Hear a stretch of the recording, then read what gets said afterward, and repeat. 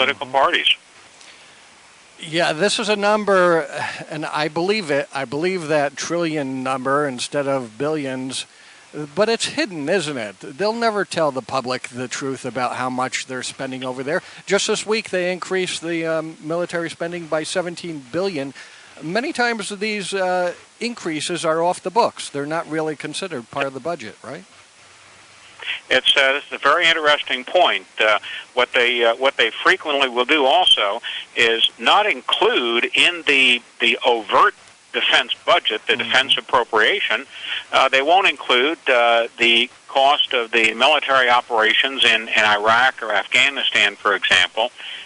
They'll do those later. They'll slip those in later in the legislative year as emergency appropriations, even though they know darn well that these are going to be costs that are incurred and for which money will have to be appropriated. It's not an emergency, but that's one way that they hide the true cost of these military adventures from the public.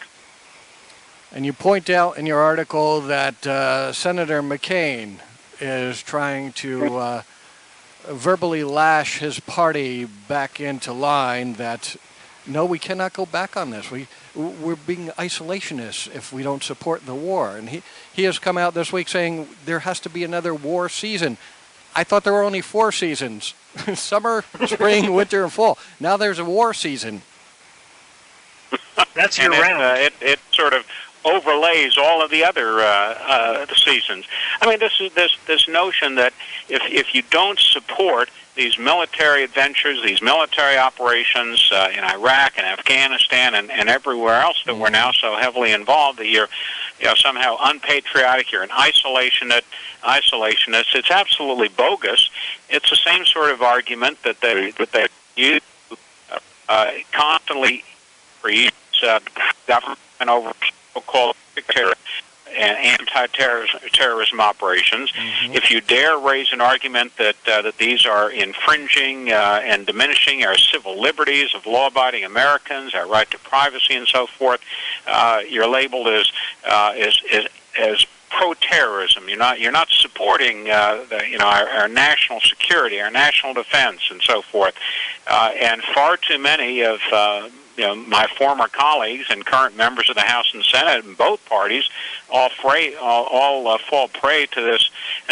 These fear tactics, fear, and McCain's use of the term it's bogus, it's disingenuous, but unfortunately, it seems to carry a lot of weight. Yes, we see, say, an example like Ron Paul is thought to be out there. He's extreme with his ideas, but actually he's right on target. But, Bob, they wouldn't get away with it if the Americans really saw things clearly and realized they're wasting our money, they're wasting the lives of our brave men over there, and they're creating more enemies over there with our behavior. But it seems like the American people think it's patriotic, and they support this kind of action. Or we'd all be out in the streets like we see people protesting in Europe. Now they want to take away our Social Security or dumb it down to a point we won't recognize it, as well as Medicare, to pay for their spending. But nobody's really screaming about the spending of these wars. No, they aren't. There is some degree through some of the Tea Party movements over the last few years, and there's a lot of talk up in Washington.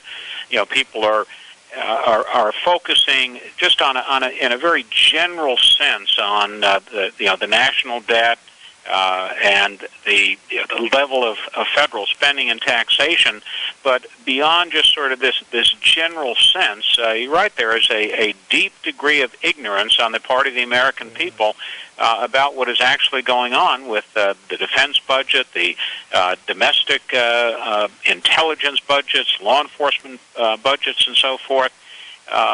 And it really just does not seem to register with the American people, and neither of the major political parties, the Republicans or the Democrats, really get to the heart of the matter.